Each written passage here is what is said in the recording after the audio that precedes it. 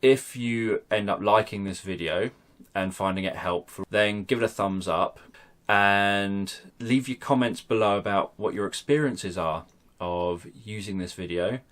And also, if you haven't already, click the subscribe button and the bell button near the subscribe button so that you can be kept informed when future videos like this go live. As you close your eyes, I'm going to tell you a story about a boy called Timmy. So with your eyes closed, you can listen to me reading this story. And while I read this story, you can begin to feel relaxed. And as I read, you can imagine this story and begin to drift off to sleep. As you drift off asleep, you can continue this story in a dream. And my reading will help you feel sleepy. It will help you feel tired. And it will help you fall asleep. Timmy had black, scruffy hair and bright blue eyes. He loved carrots and ate carrots with every meal. This made his skin look slightly orange and made him able to see in the dark better than other children. Timmy lived in an old house where all the walls were covered in wooden panels. One day, while Timmy was in his bedroom playing Teddy Can Fly, Teddy flew into the wall. When Timmy went to get Teddy, he noticed that the wooden panel Teddy had bounced off of was loose. Timmy picked up Teddy and took a closer look at the panel. Timmy noticed that the panel was in fact a secret door. He slowly and carefully opened the door to reveal a secret tunnel.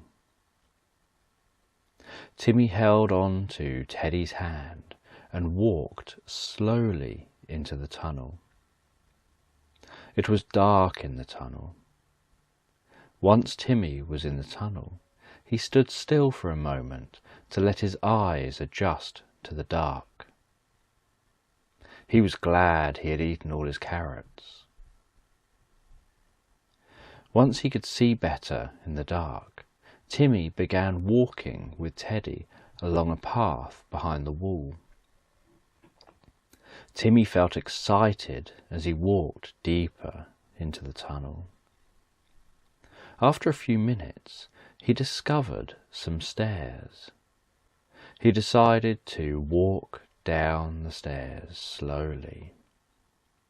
He could see that there were 10 steps, so he walked down, counting how many steps were left as he went. 10. Timmy stepped on the top step. 9. 8. Timmy walked down the stairs slowly. 7. 6. 5. Timmy could see that he was halfway down the stairs. 4.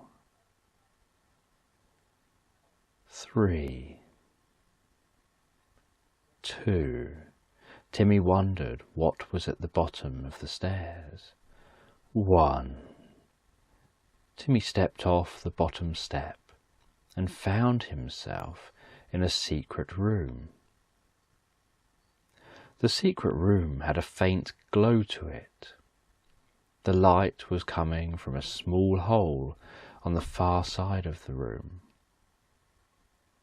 Timmy walked over to the hole and put his eye to it in order to see what he could see. As he put his eye to the hole, Timmy noticed it was a secret spy hole which allowed him to see outside the front of his house. He could see what was going on in the street. Timmy watched. Cars drove past. children played, and adults talked to each other. "This is exciting," thought Timmy. He felt like a spy on a secret mission. Timmy wondered what his secret mission was. And would he be brave enough as a spy to complete his mission? Timmy looked around and noticed his sister, Mary, outside. She was playing in a sandpit in the front garden. He wondered whether his mission could be to do with his sister. Timmy watched Mary playing.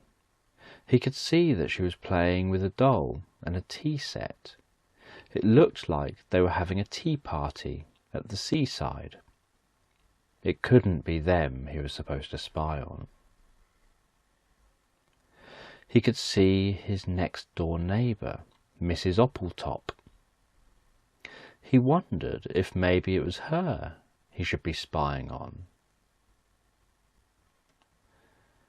Mrs. Oppletop was carrying a cage with a sad-looking cat in it out to her car. Maybe she's trying to kidnap the cat and I need to rescue it, thought Timmy. He wondered how he would find out.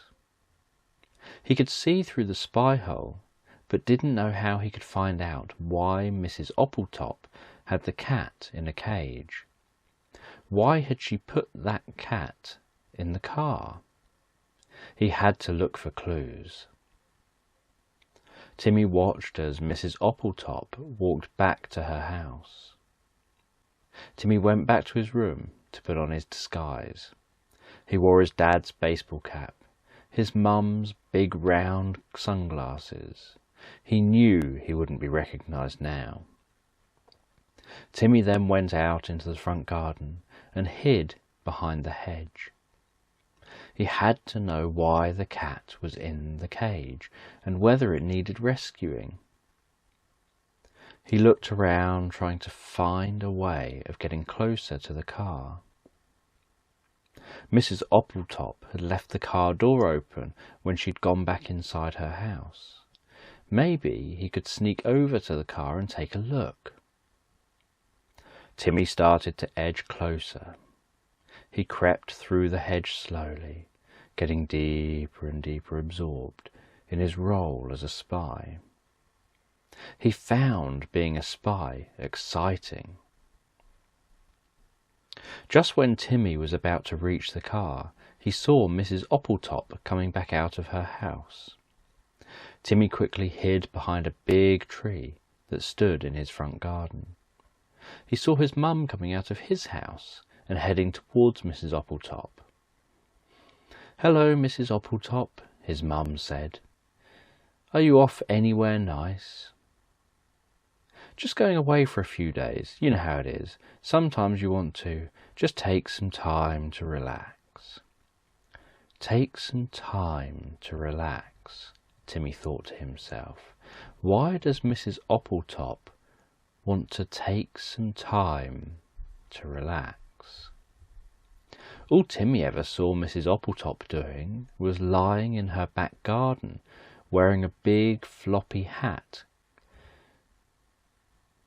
covered head to toe in thick white sun cream, and dressed in an old-fashioned yellow and pink swimming suit. Timmy was getting more curious by the minute. He had to listen for more information. His mum was making a good spy's assistant. She was asking Mrs. Oppletop all the questions he couldn't ask without revealing himself. She found out that Mrs. Oppletop was heading to the seaside for a few days, but had to stop off at someone called Yvette's on the way. Timmy wondered why she was taking a caged cat with her to the seaside. Cats don't like water, Timmy said to himself. His mum didn't seem to be too bothered. He couldn't understand why. Timmy thought maybe his mum hadn't seen the cat in the cage, so she didn't know Mrs. Oppletop was kidnapping the cat. If only he could make his mum aware, then she would do something about it. As a spy, Timmy felt he had to let his mum know what he'd found out. Timmy's mum had gone back inside the house.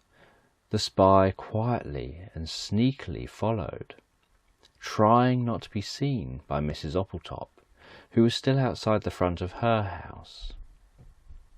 Once inside, Timmy went over to his mum and told her what he knew about the cat and the kidnapping, and that he had heard her and Mrs. Oppletop talking about going away for a few days and seeing Yvette first.